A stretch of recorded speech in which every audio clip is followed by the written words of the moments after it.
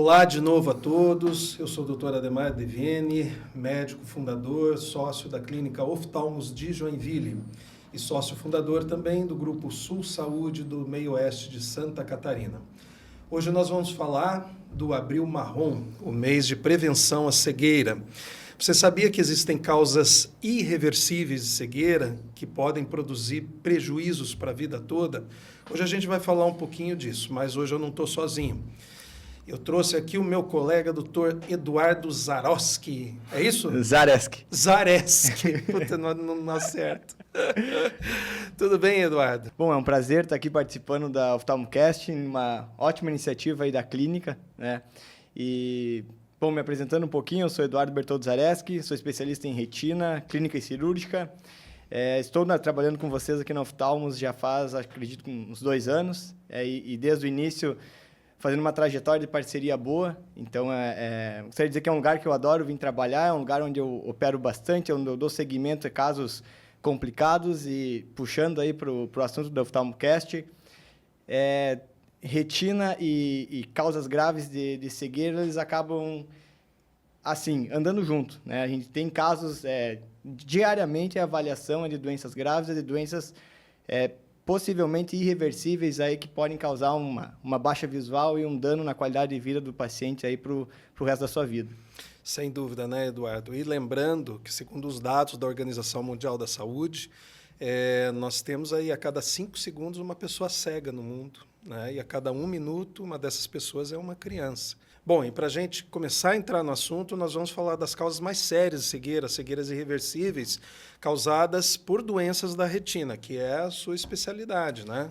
Isso aí. Então, assim, no nosso dia a dia, existem várias doenças de retina que são potencialmente causadoras de cegueira irreversível. Essas doenças, no início, quando tratadas e conduzidas de forma bem adequada, a gente até consegue desviar esse caminho para a cegueira irreversível e, sim, condicionar o olho a ter uma visão funcional para esse paciente. Dentre essas doenças, as mais comuns que nós temos é a retinopatia diabética, né, a oclusão vascular e a DMRI, degeneração macular relacionada à idade. De todas, acredito que essas 3 são as que mais batem no consultório e que mais demandam de tratamento no nosso dia a dia na parte da retina. Bom, vamos começar a traduzir isso daí. Bom, então vamos fazer o seguinte, para ficar um pouco mais didático, um pouco menos nas nuvens ali, a gente resolveu fazer alguns cortes ao longo desse podcast para que quem esteja assistindo tenha ciência daquilo que a gente está falando. Então, Eduardo, é com você. Isso aí é uma retina... Vamos lá, então. Isso aqui é normal. Um exemplo de uma retinografia, né, que é uma foto de alta qualidade no fundo do olho. E ali a gente pode perceber a anatomia normal de um fundo do olho de um ser humano. Então, a gente vê essa bolinha ali, que é o nervo óptico, a saída dele do olho. Vê o que está em vermelho ali, é os trajetos dos vasos sanguíneos. Ali nós temos as veias, as artérias. E na parte bem central da foto, nós temos parece um pouquinho mais escurecido, ali é a região da mácula, a fóvea, e ali onde nós temos a maior definição ali, que os raios de luz que vêm de fora, atravessam as estruturas do olho, batem ali, e é ali que os nossos fotorreceptores, que são as células principais da retina, interpretam essa luz, geram um impulso nervoso e mandam adiante para o cérebro para isso virar uma imagem. É isso aí. Bom, lembrando, gente, que a mácula é a parte mais, que nem você falou, né? De visão fina, distância, cores, profundidade, velocidade, tudo vem da mácula. O resto nos dá uma noção, desde que haja um mínimo de iluminação, para a visão noturna, chamada visão escotópica. Exatamente. É isso aí. E vamos falar qual das doenças da retina primeiro, Eduardo? Bom, acho que por prevalência, a gente pode falar sobre a retinopatia diabética. Comece a explicar de onde vem essa retinopatia diabética, quem vai ter retinopatia diabética, quem pode ter, quem pode evitar e se é inevitável. Então, a retinopatia diabética, pelo diabetes, acaba sendo algo muito comum no nosso consultório. A retinopatia diabética até é consenso, o screening de todo paciente que fechou o diagnóstico de diabetes tipo 2, ele vai procurar o seu oftalmologista, vai fazer um exame detalhado da sua retina e ver como que está o status inicial no diagnóstico da sua doença sistêmica de diabetes, para, avaliando a retina, ter um segmento adequado conforme os achados iniciais do seu fundo do olho, para seguir e, se porventura necessário, tratar da forma mais precoce possível para evitar a sequela que nós estamos falando aqui da cegueira lá na frente. Então, aqui nós temos um exemplo já de um diabetes grave aqui, puxou uma figura, em que a gente vê, fazendo um paralelo comparativo à outra foto que estava exposta aqui na apresentação, percebe que tem várias... Isso. Olha o normal, né? Esse é o a normal. Diferença. Exato. O que acontece no diabetes? Os níveis altos glicêmicos, ou seja, o açúcar alto no sangue, ele faz um estresse oxidativo na microcirculação e lesiona o vaso sanguíneo. O vaso sanguíneo, ele deve ser como se fosse um encanamento competente para levar o sangue para o órgão funcionar, tá? Através do sangue que os tecidos eles recebem oxigênio, recebem nutriente. E quem leva isso é o vaso sanguíneo. Então, o açúcar alto no corpo humano, ele vai dando estresse oxidativo, vai machucando a parede desse vaso sanguíneo, e esse vaso sanguíneo ele vira como se fosse um encanamento todo furado. Então, o que a gente pode ver aqui é extravasamento do tecido, é inchaço de tecido, é hemorragia, isso tudo consequente dessa agressão contínua do açúcar alto nos vasos sanguíneos. A gente consegue ver até, aí um pouquinho mais além, nos vasos ali temporais superiores, a gente percebe que tem um emaranhado de vasos mais fininhos. Aquilo ali já é um estágio avançadíssimo do diabetes, que a gente chama daí já de uma retinopatia diabética proliferativa, onde o dano dos vasos sanguíneos levaram a uma isquemia, uma falta de oxigenação, falta de nutrientes para os tecidos, e esses tecidos eles dão sinais ali no fundo do olho e que assim, puxa, está faltando oxigênio, está faltando nutriente. Na melhor das intenções, o nosso fundo de olho gera esses novos vasos para tentar levar mais sangue. O problema é que esses novos vasos, que são bem intencionados, eles acabam sendo o vilão da história. Porque como eles têm a parede frágil, são vasos anômalos, vasos diferentes, são eles que acabam sangrando, são eles que acabam saindo do plano que eles deveriam ficar, invadindo o interior do olho e causando o que a gente chama de descolamento da retina tracional. E até mesmo as hemorragias vítreas, as hemorragias para dentro do olho, que isso sim acaba baixando a visão do paciente, e muitas vezes essas hemorragias são de uma hora para outra. Então, vale muito a pena conscientizar o paciente diabético, porque assim, as alterações elas vão acontecendo de forma acumulativa ao longo dos anos. É muito comum eu pegar no consultório um paciente diabético que, puxa, doutor, eu estava bem quando eu acordei e vi como se fosse um raio na minha visão, uma sombra que ficou e dali escureceu tudo, mas ontem estava tudo normal, como assim? Ah, mas graças a Deus meu outro olho está perfeito. E aí a gente vai examinar esse paciente, é um paciente diabético que não está bem controlado clinicamente, e a gente se depara com alterações graves no fundo do olho, porém que vão dar um sinal quando a doença já está muito avançada. Então, vale muito a conscientização de que, se o paciente é diabético, ele tem que ter um oftalmologista ali para virar amigo e dar sequência, pelo menos uma vez no ano, um paciente que não tem tantos achados no fundo do olho, ou que o fundo do olho é normal, porém é diabético, pelo menos uma vez por ano tem que visitar seu oftalmologista para ir monitorando como é que está a doença no fundo do olho. Então, vamos explicar para quem está nos assistindo como é que chega nessa fase. Diminui a imagem um pouquinho para a gente ali, Tiago. Um pouquinho mais. Isso. Aí. Para chegar nesse estágio, né, a gente vê aquelas áreas brancas ali, centrais, aquelas mais periféricas, os vasos sanguíneos anômalos, que você falou, todas as manchas vermelhas, que são hemorragias, e o inchaço da retina, né? A gente bate o olho e já vê que essa retinopatia está bem agressiva. Como é que chega nesse estágio? A pessoa tem que controlar a glicemia, hemoglobina glicada, os outros marcadores metabólicos, alimentação, exercício físico, por quê, como fazer, quem procurar? Então, isso aqui é o resultado final de um paciente clinicamente descompensado, né? Em termos de controle do diabetes tipo 2, principalmente, que é o mais comum que nós temos, também se estende para o tipo 1, o que a oftalmologia preza é o controle glicêmico numa hemoglobina glicada abaixo de 7%. Tá?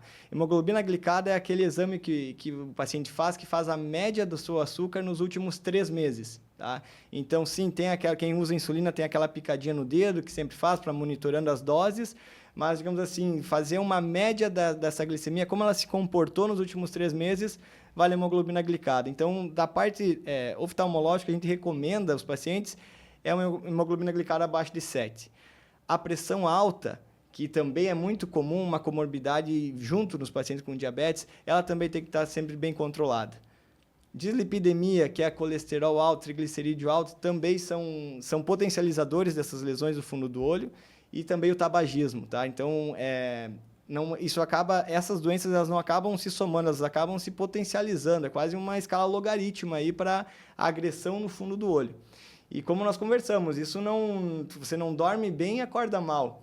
Essas hemorragias elas começam pequenas, leves, pontinhos esparsos, e aí vão se aumentando. Aqui nesse exame nós já temos infarto de camada de fibra nervosa, já temos um edema macular também na parte central, ali na mácula, que nós conversamos antes, que é onde nós temos a visão de acuidade visual. Então, esse é um paciente que, se chega no nosso consultório, a gente tem que, ter uma conversa séria, agir em cima da principal causa, que é as comorbidades, ter esse controle, mas, paralelo a isso, esse paciente, claro, vai fazer alguns exames detalhados que nós temos lá na clínica, a angiografia, fazer um ACT, documentar, ver como que está esse status inicial, e aí fazer um laser, panfotocoagulação, fazer aplicações de medicação dentro do olho de intravítreas com medicação de anti-VEGF para tentar retornar a melhor visão possível aí nesse caso. Pepino aí, né? Mas lembrando que para o paciente chegar nesse estágio, ele teve uma longa jornada, né? Ele abusou na alimentação, ganhou peso, não fez exercício físico. Lembrando que a alimentação ela tem que ser pobre em carboidratos, né? Que essencialmente são os elementos que fazem aumentar a glicemia realmente, o açúcar no sangue. E, lógico, doce, açúcar também, que é glicose na veia, né? Tempo de evolução e o tipo do diabetes, né? Normalmente tipo 1, que é o insulino dependente, aquela pessoa que, se não tomar insulina, não baixa de jeito nenhum, é a pessoa que mais vai ter a forma agressiva da retinopatia. E o diabetes tipo 1 é aquele jovem que chega no consultório, o cara tem toda uma vida pela frente e você vai ver, se ele não controlou o diabetes, ele tem muita alteração e aí tem seu futuro comprometido aí pela baixa visão. Então, é controlar mesmo o diabetes, tá? O que é muito comum no consultório, o paciente chegar, puxa, doutor, mas minha diabetes é emocional, né? Então, assim... Ou pré-diabetes. Eu também. Quanto que é? 160, tá tranquilo. Não, mas eu me sinto bem, não sinto nada.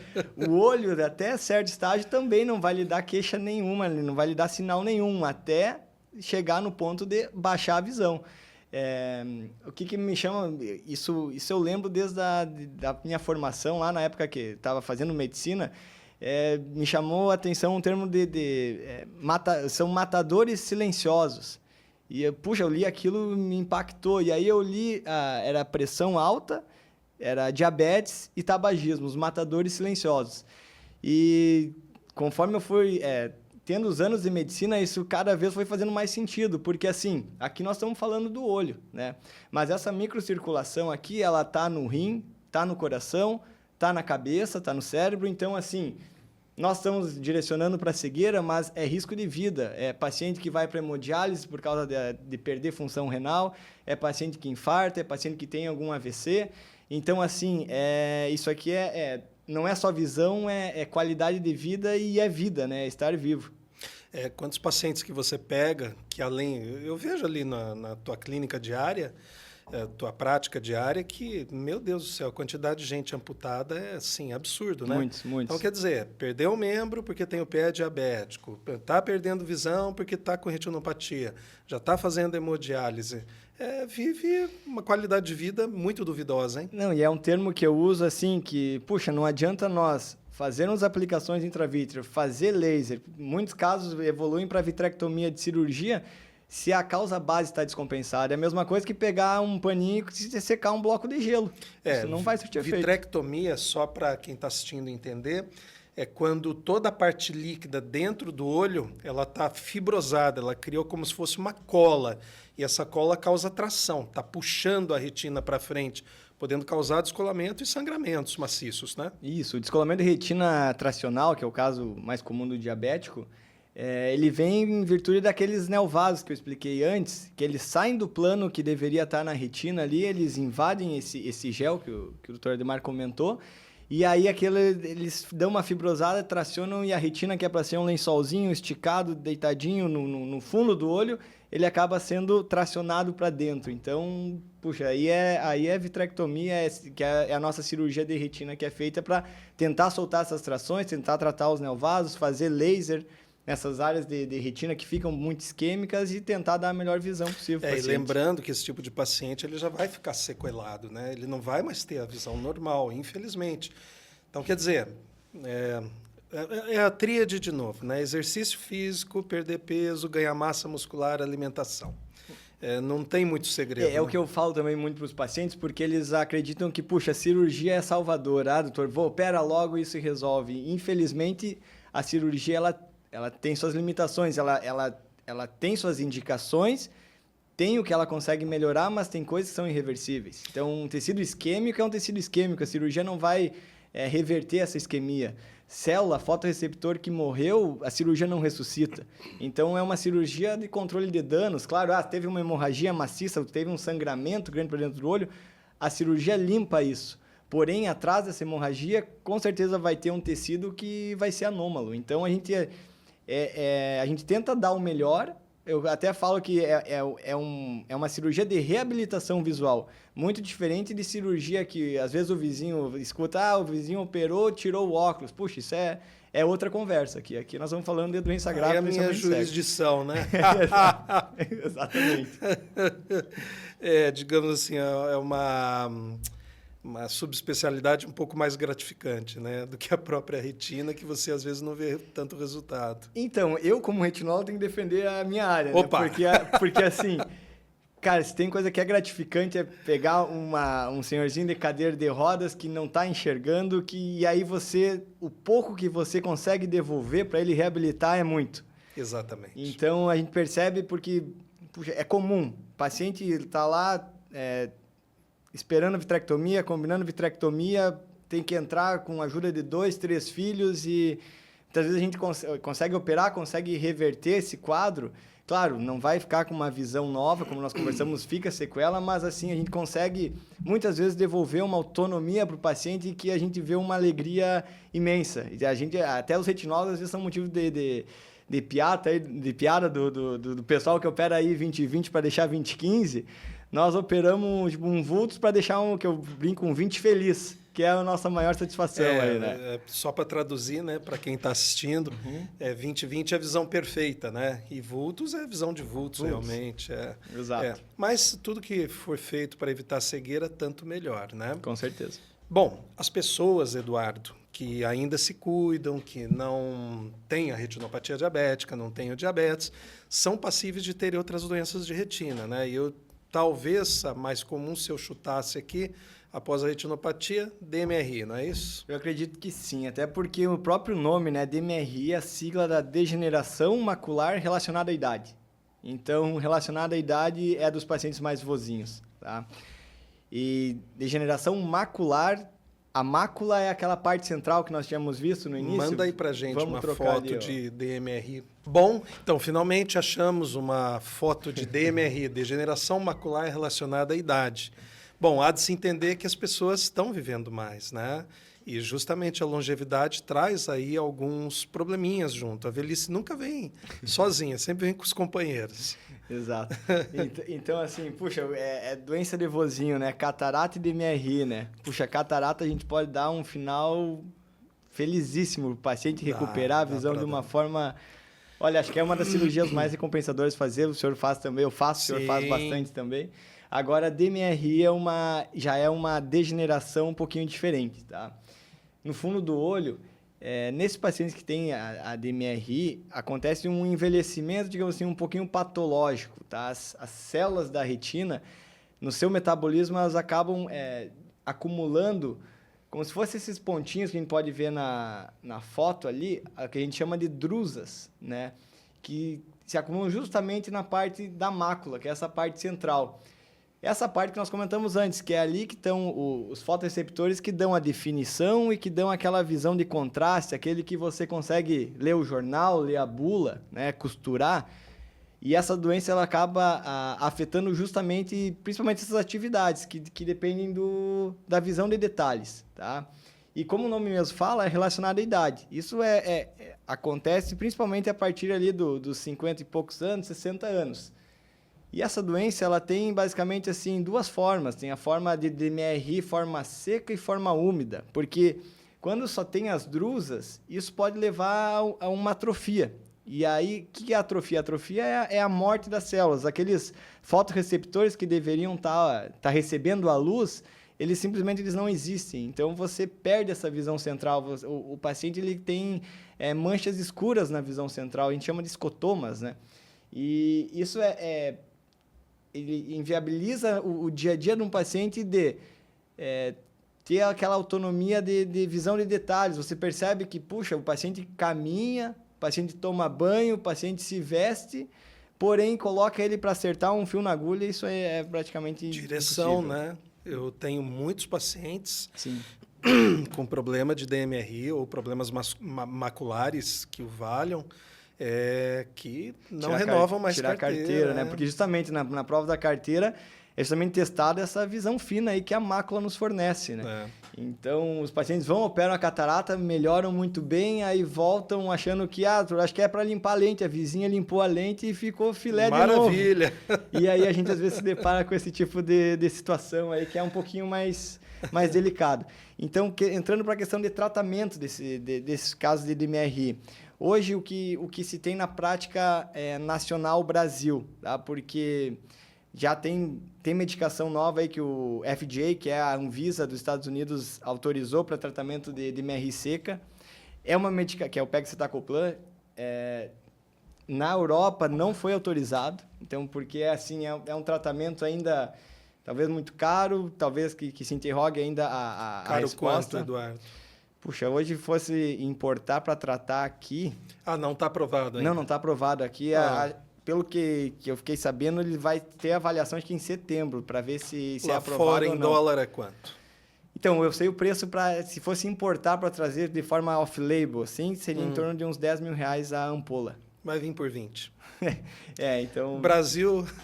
Complicado. E complicado pensar isso... Pague 2, leve 1. Não, e complicado pensar isso num dia a dia de um paciente, né? Poxa, vou aplicar... E é uma aplicação que seria mensal ou bimensal, então... Meu Deus do céu. Com um objetivo de frear a evolução e não recuperar a visão perdida. Então, é algo, talvez, impraticável, né? Bom, existem as injeções para forma úmida, né? Isso. Chamada exudativa. Isso, que aí... Só um adendo que usam bastante e é prescrito... os antioxidantes, né, que são as vitaminas. Isso, há anos existe um estudo chamado AREDS2, que mostrou que vitaminas antioxidantes, eles podem pelo menos assim, pisar um pouquinho no freio na evolução dessa doença, exatamente, da atrofia.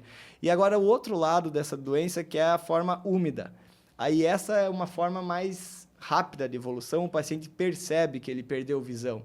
Aqui, às vezes, a forma é lenta, o paciente, ele vai se acostumando, né? Ele vai se adaptando, vai se esquivando e vai conseguindo se virar até chegar a um ponto de atrofia já progrediu bastante na parte central.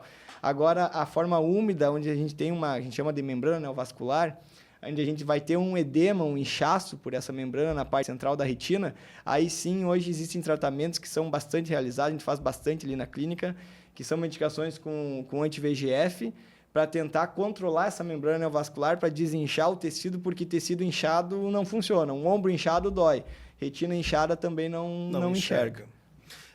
Lembrando que esses medicamentos são injetáveis, né?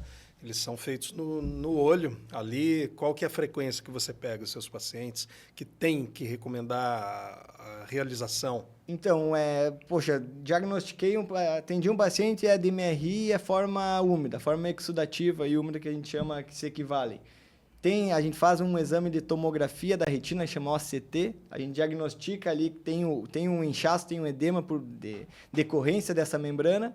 O tratamento mais indicado são aplicações dentro do olho, em ambiente cirúrgico, estéril, tudo bem controlado, porque todo tratamento que nós propomos para o paciente é aquela balança, é risco-benefício. E os riscos que na injeção são baixos, a gente quer minimizar o máximo possível. Por isso, o cuidado de ambiente estéril, puxa, me travei aqui. Tudo bem, volta. Por isso, quando a gente indica corta esse negócio de risco aí, porque os pacientes vão ficar com medo de fazer injeção. Então, assim, o ambiente cirúrgico é mais seguro, por isso que a gente faz em centro cirúrgico. No ambiente cirúrgico, que é um ambiente estéril mais seguro, e normalmente no início é um tratamento com aplicações mensais, até nós conseguir fazer com que essa membrana neovascular, esse inchaço, tenha um controle mais adequado, e progressivamente, eu pelo menos costumo estender cada 2 semanas aí o intervalo das aplicações, tentando controlar essa doença. Tá? Então, às vezes, também é uma doença que deixa sequelas, também é uma doença potencialmente causadora de cegueira, mas que a gente tem esse arsenal de tratamento hoje, tentando controlar e tentando dar o melhor desfecho possível para os pacientes. E lembrando, né, Eduardo, não quer dizer que tem drusa, vai ter DMRI, né? Com certeza não. Drusas, às vezes, é um processo natural do envelhecimento. Agora, quando ela já começa a ser em maior número, começa a levar uma atrofia do tecido retiniano, daí a gente já leva para o diagnóstico e já começa com umas vitaminas e vamos acompanhar o paciente. Quem vai ter DMRI? Então, é muito comum um paciente de origem europeia, né? Paciente de pele clara, pacientes com história familiar, e esses pacientes eles têm que visitar o seu oftalmologista, com certeza, a partir dos 60 anos. Tamo junto. Olho claro, então, com certeza, eu, a partir dos 55 anos, amigo do retinólogo aí. Eu já tomo antioxidante faz mais de 15 anos. É mesmo? Eu tomo. Tomo porque eu tenho 2 casos na família. DMRI severa e não gostei do resultado, não. Não foi muito legal, né? Hoje é o que a gente tem para tratar, né? Mas assim, mesmo às vezes tomando vitamina, infelizmente essa doença progride. Dependendo da forma, não tem condições, né? Exato. Mas fora a genética, né?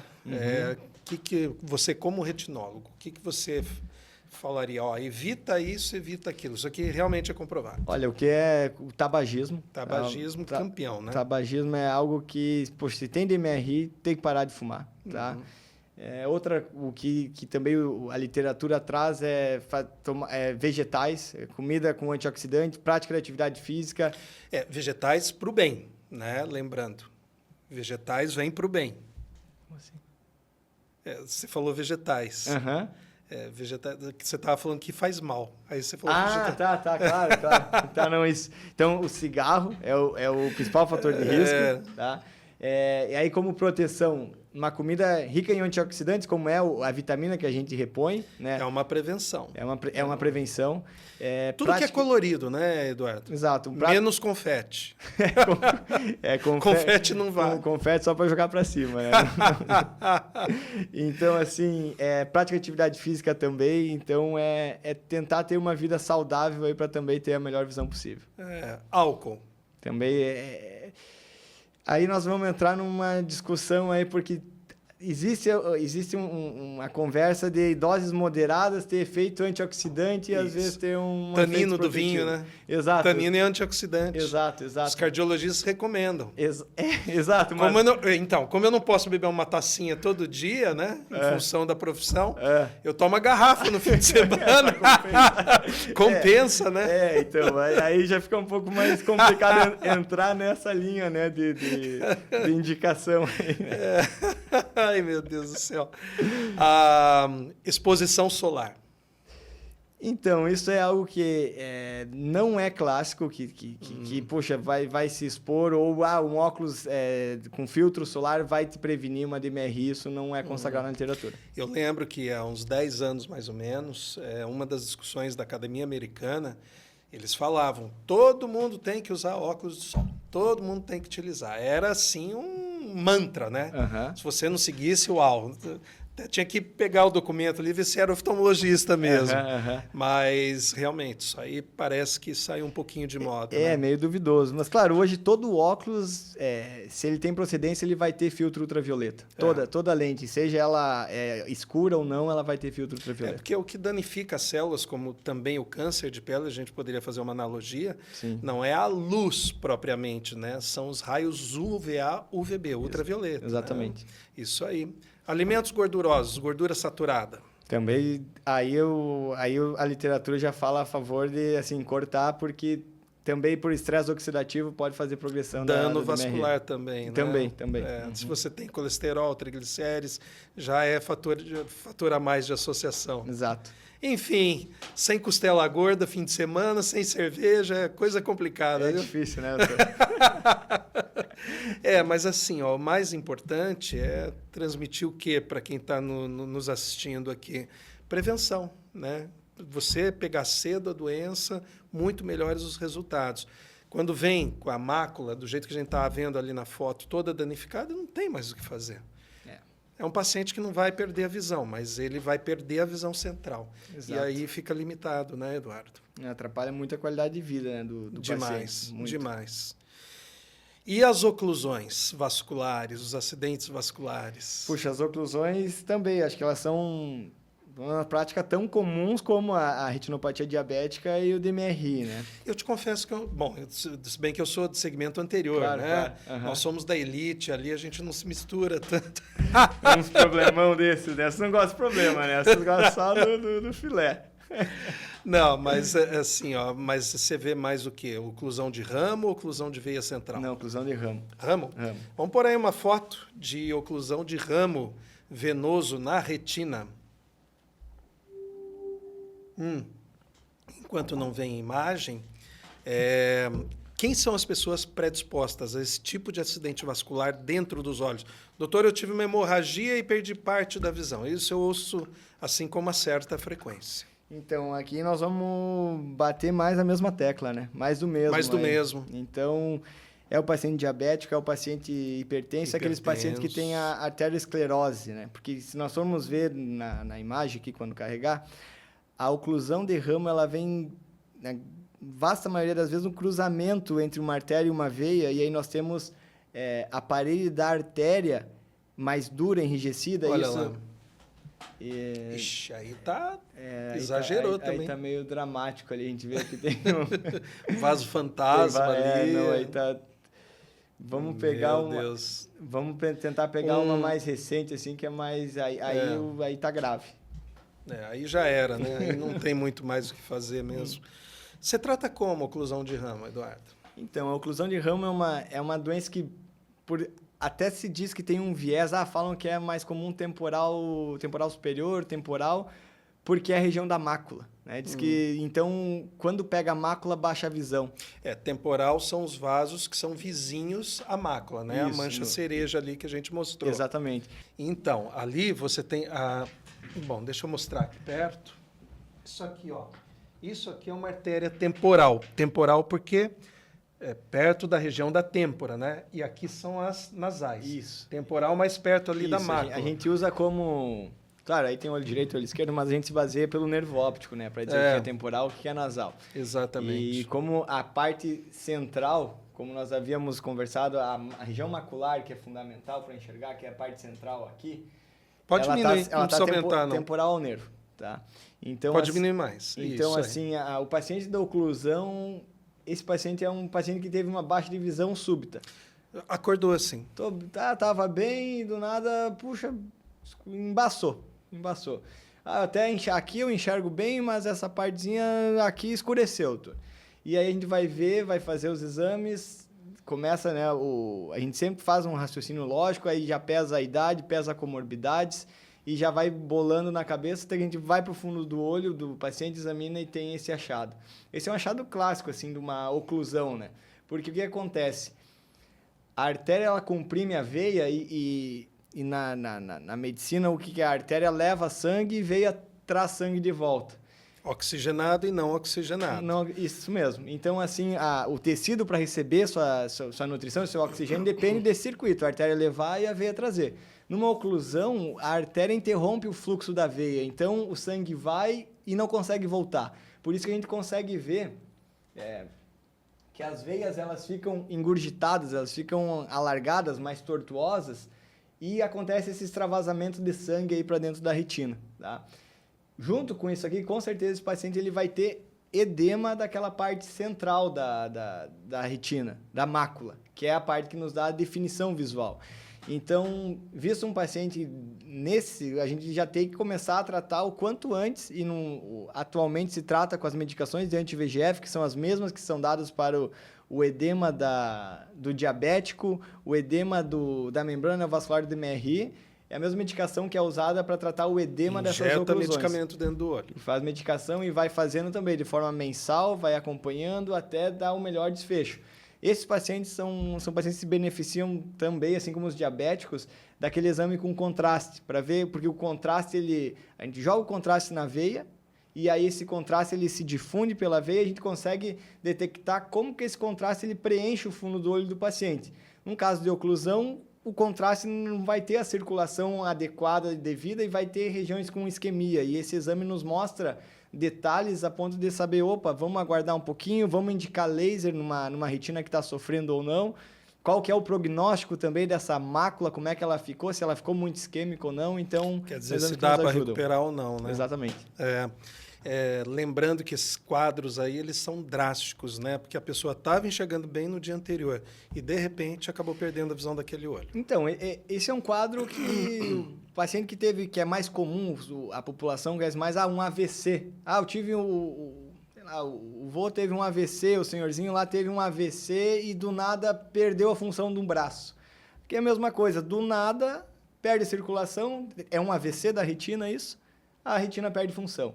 E assim como um paralelo de AVC, eu também falo para os pacientes, tem pacientes que têm AVC e, puxa, eles te contam que tem AVC e você não acredita. Ou seja, eles recuperaram muito bem, não ficou sequela nenhuma. E assim como tem pacientes que tiveram AVC que, infelizmente, acabaram acamados, que acabaram perdendo força, perdendo sensibilidade. Assim a retina, tem pacientes que têm AVC e AVC no fundo do olho e que a gente, tratando logo, a gente consegue reverter super bem, dar uma visão muito boa para eles, assim como vai ter os casos mais graves que mesmo tratando, às vezes, ficam com sequela.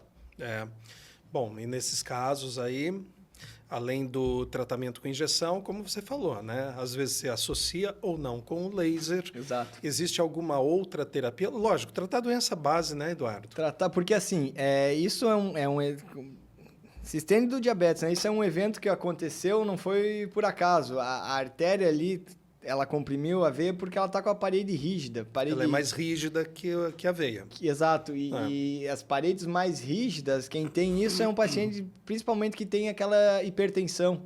Então, uma pressão alta contínua dentro do circuito das artérias, ela faz com que a parede da artéria ela fique mais endurecida, né? Então, pacientes que são hipertensos, essa artéria está com a parede dura na retina, no coração, no rim e na cabeça. Tudo. Então, o controle das comorbidades, ele vai, sim, melhorar no prognóstico dessa doença, mas também evitar uma recorrência do mesmo quadro, às vezes, no outro olho, evitar também, diminuir a chance de ter um infarto, um AVC na cabeça, daí não só na retina. E aí, voltando àquela máxima, né, inicial que a gente estava falando, sempre prevenir, fica mais barato, mais eficiente, tudo melhor. Exato. E assim, a gente vê a grande massa usa o SUS, né? Hoje, a grande massa da população brasileira usa o SUS. E a atenção primária, que é aquela do posto de saúde, onde o paciente vai para controlar a pressão alta, para controlar o diabetes, ali tá o alicerce. Ali, olha, 90% das doenças, se fossem bem controladas, a atenção terciária, que é essa área de especialidades da medicina, nós ia ver muito menos. Nós ia ver muito menos diabético cego, muito menos oclusão vascular em paciente hipertenso. Nós ia, assim, diminuir drasticamente se tivesse um paciente com acompanhamento adequado lá na sua base, né? Tendo... Aí, pressão alta controle de sal na dieta, ter as medicações adequadas, ter o controle adequado. Então, assim, é algo que ele tem uma causa. Isso não é do dia para a noite um paciente tem... Claro, existem exceções aí de pacientes que têm doença sanguínea, problemas de coagulação, hipercoagulabilidade, alguma doença inflamatória, que aí pode levar, mas assim, a grande monta desses pacientes são pacientes com comorbidades que estão descompensados. Já vinha anos com pressão alta, anos com diabetes. É o matador silencioso que eu conversei. Matador silencioso, exatamente. E é engraçado, né? Como isso aí, você falou que a maioria usa o SUS, eu estava lembrando um episódio que eu que eu tive agora, tive em contato com a implantação da Sul Saúde lá no meio oeste, tive em contato com alguns gestores, alguns secretários de saúde. E acabei conhecendo uma prefeita de um município bem pequeno, que ela faz grupos de atenção primária. Ela reúne o pessoal com hipertensão, reúne o pessoal com diabetes. É difícil você ver isso, né, no poder público. É difícil, porque assim, às vezes a atenção se dá mais lá na ponta, né, no problema já quando já se concretizou, do que na base, né? E o investimento adequado na base eu acredito que seja essencial. E a tal coisa, né? Como a maior parte da população brasileira mora em cidades menores que 50 mil habitantes, o que acaba acontecendo? Muitas vezes você não tem acesso ao especialista local. Sim. Aí vira ambulância e terapia, né? Aquela coisa que desloca para lá, desloca para cá. Lá em Florianópolis você deve ver isso a rodo, né? Sim, é carrinho de prefeitura, é micro van de prefeitura. Assim. Bom, aqui a gente já vê bastante isso, né, Eduardo, com o movimento dos consórcios de saúde. Sim. Feliz daquele que tem um plano de saúde ou, eventualmente, pode bancar a saúde, né? E que usa bem, né? Não adianta ter o convênio, pagar, não consultar, não fazer seu check-up. Não. Tem que... nada adianta. Tem que estar bem, né? Ter a consciência de que a prevenção é a melhor arma, né? Exatamente. Bom, Eduardo, eu acho que basicamente são as doenças mais comuns, né? Essas que a gente citou. Sim. Mas, como eu falei no início do nosso podcast aí, a cada 5 segundos um adulto fica cego, né? E a cada 1 minuto é uma criança. Vamos falar de algo impactante, graças ao bom Deus, não é tão comum, né? Mas o retinoblastoma, né? Então, pois é. Põe uma imagem para a gente, retinoblastoma. O retinoblastoma acabou caindo bastante na mídia com o Thiago Leifert, né? Que acho que o filhinho dele teve essa doença e, poxa, fizeram uma campanha de conscientização e acho que ajudou muito. O celular hoje, ele mostra aquela imagem antiga que a gente tinha antes ou não? Do flash da fotografia... Puxa, eu acho que até dependendo, talvez, do ângulo, assim, talvez pega. Não, acho que não é tão comum como as câmeras aquelas que davam splash. Quem é da minha idade, que viveu na época das trevas, que não tinha internet, nada, a gente tinha máquina fotográfica, né? E a máquina fotográfica, algumas você rebobinava na mão. E depois que vieram as máquinas automáticas, que você batia a foto, mas você levava o filme para revelar. E aquele flash, ele dava essa imagem aqui. Hoje os celulares, eles tratam essa imagem. Esse que é o pepino, né, Eduardo? Pode ser. Existem filtros. É muito mais comum. Mas isso aqui, os pais falavam, puxa, o reflexo não está igual de um olho para o outro, né? E retinoblastoma, na verdade, é um tumor. Um tumor que dá nas criancinhas, já nos recém-nascidos, né, Eduardo? E se não tratado, infelizmente, pode ser uma fatalidade. Né? Então, é uma doença maligna, né? Então, assim, o que cabe salientar aqui, sinais de alarme. Claro, acho que toda criança, no seu primeiro ano de vida, super indicado consultar um oftalmologista, ter o exame da retina, dilatar, ver questão de estrabismo também, porque o que é muito comum na nossa prática é o paciente descobrir que ele não enxerga de um olho, às vezes, quando vai tirar a carteira de motorista. Ambliopia. Então, e aí o tempo de tratar já foi, né? Já foi, já era. E, claro, aqui nós estamos falando de risco de vida, né? Mas, com certeza, vale a pena, primeiro ano de vida, marcar um oftalmo, ver se está tudo bem, porque o que acontece? Nós temos 2 olhos e... Para nós não nascemos sabendo enxergar os 2 olhos, nós dependemos de estímulo visual para aprender a enxergar. E isso se dá ali nos primeiros anos de vida até os 7 anos, mais ou menos. Então, se você nasce com algum problema no olho, principalmente o olhinho desviado, ou às vezes um grau maior num olho e um grau maior do que o outro olho, nosso cérebro ele acaba estimulando, desenvolvendo a visão do seu melhor olho. E a gente não desenvolve o olho ou que tem um maior grau, ou que é um pouquinho desviado, ou que às vezes tem até uma doença na retina.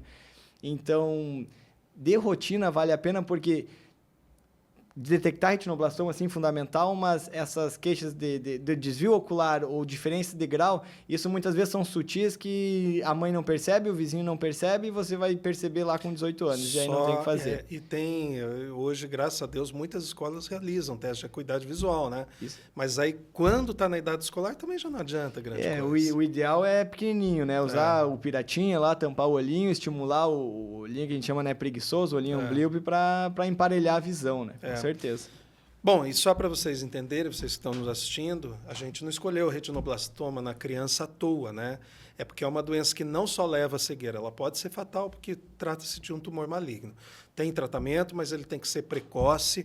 Então, imagina quantas crianças não devem ter perecido no mundo por conta de falta de diagnóstico. Exato. Então, assim, rotina 1 ano, mas sinal de alarme. O pai ou a mãe, alguém percebeu um desvio no olhinho, tá? Percebeu um olho vermelho cronicamente, ou perceber aqui um reflexo também aqui, diferente do fundo do olho. Isso correr para o oftalmologista, oftalmopediatra, o especialista em retina, o oftalmo geral, quem tiver, para dar uma examinada ali e ver se está tudo bem. É verdade. Bom, eu estou lembrado agora de um paciente que, nossa, há muitos anos, melanoma.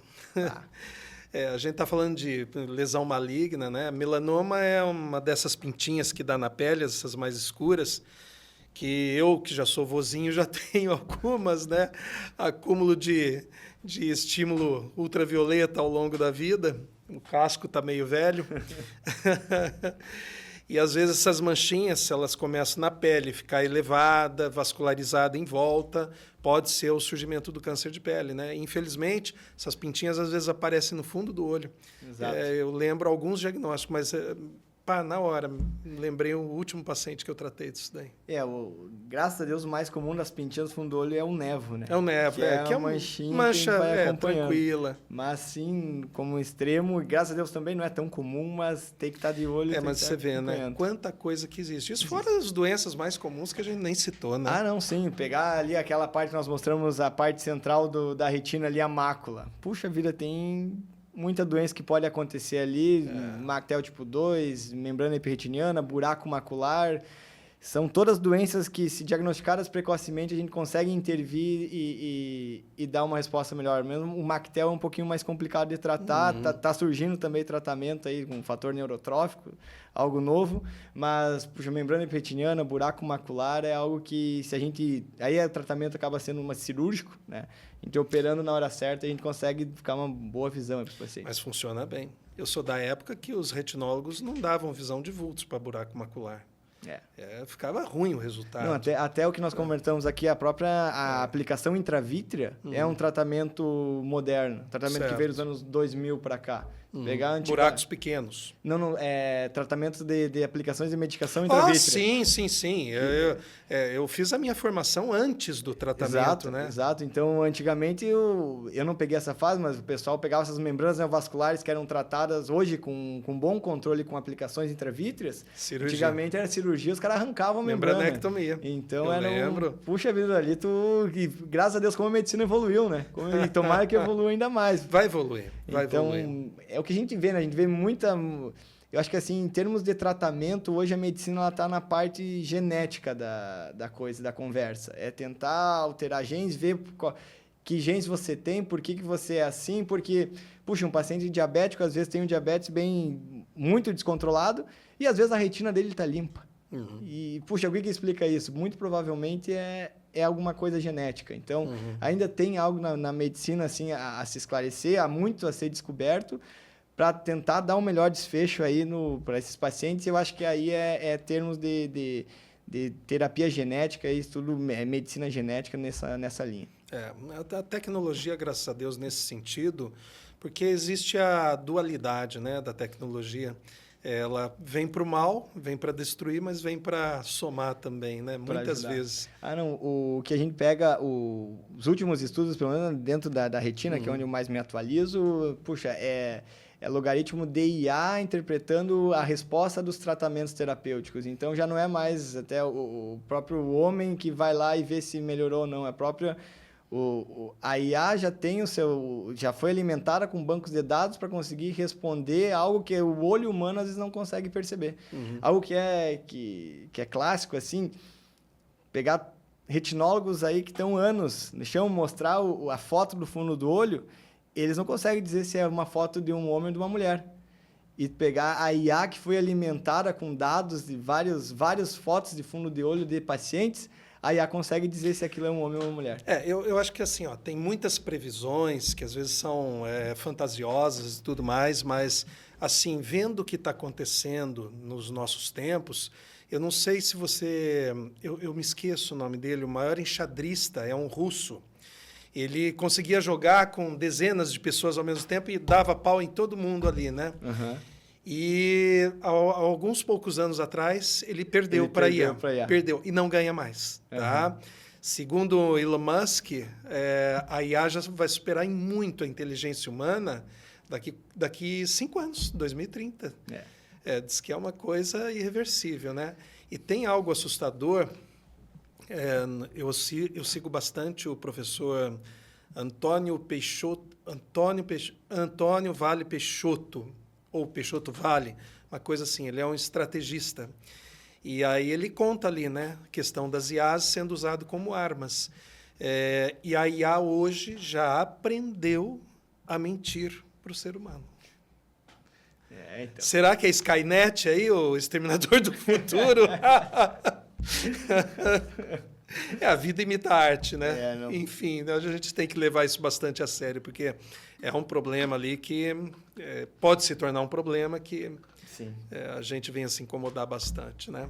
Bom, mas enfim, divagamos um pouquinho também, né, Eduardo? Eu acho que valeu a pena essa conversa aí.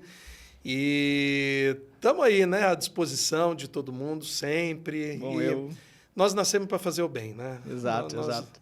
Nosso propósito, acho que... Bom, cada pessoa tem um propósito na vida. Acho que quem escolheu aí o caminho da oftalmologia não tem um propósito melhor do que entregar a melhor visão para os pacientes. É isso que a gente se dedica dia após dia. Embora nem sempre seja possível. Dar pelo menos a melhor visão possível. Né? Melhor visão possível.